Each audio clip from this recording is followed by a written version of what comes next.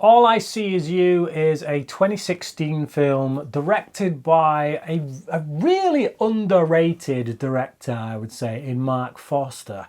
And it stars Blake Lively and Jason Clarke.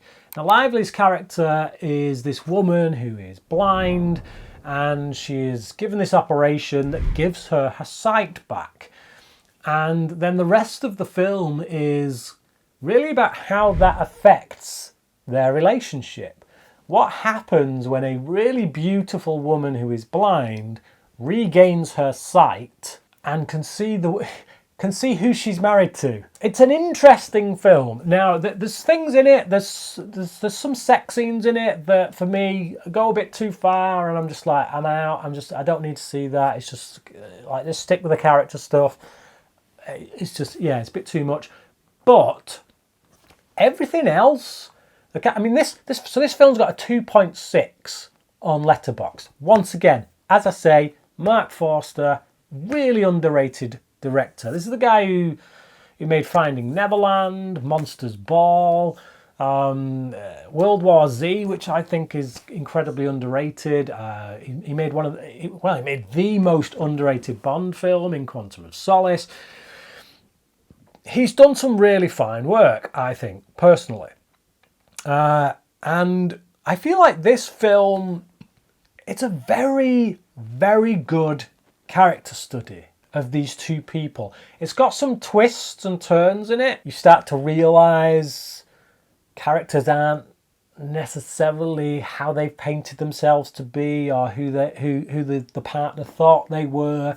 But it's not done in a over-the-top kind of 90s thriller kind of way. You know, it's not like somebody turns out to be an absolute monster by the end of it, some kind of weird psychopath who's been doing crazy. No, it's subtleties.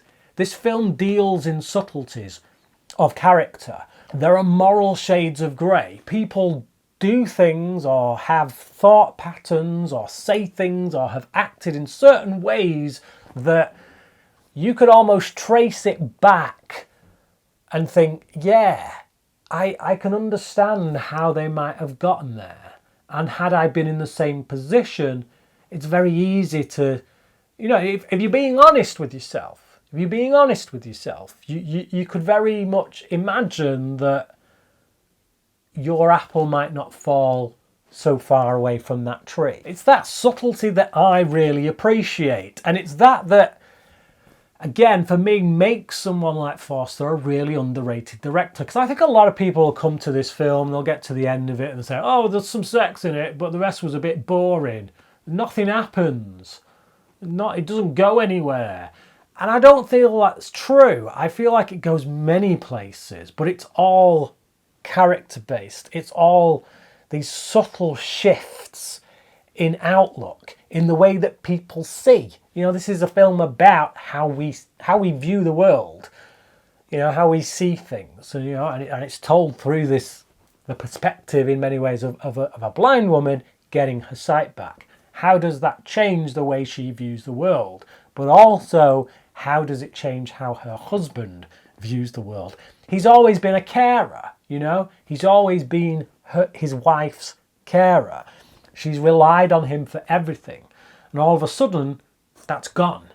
She's a lot more self-sufficient. She's able to go out and do things and see other people. And it's like, how would that make him feel? You know, and I think if I was in that situation, how would that make me feel? And I just feel like this film is very real about those emotions. It doesn't trivialize them. It doesn't It doesn't go to number 11 either. It doesn't make it like, oh, you know, the husband becomes a psychopath and she's got to fight him at the end, and, you know, again, like a 90s thriller would. It's quite slow paced. It's just drama. It's just two characters interacting with each other, and, you know, the way they make love changes once she can see him, and it's all about insecurities, deep-seated insecurities that really affect relationships. You know, if certain things aren't dealt with and if a certain level of trust isn't put in place, you know, if your relationship isn't based on trust so much as it's based on I'm a carer, you're the person being cared for, when those dynamics shift, if you don't have that trust there, then the whole relationship becomes fractured. And I feel like this film does a really amazing job of showing that. I'm going to give it a 4 out of 5. I highly recommend it. But go to it and just pay attention. Pay attention to what's being said, the subtleties of the characters and their interactions. And I think you'll be rewarded from it, from the viewing. 4 out of 5 from me. But what about you? Have you seen All I See Is You? And if so, what did you think about it?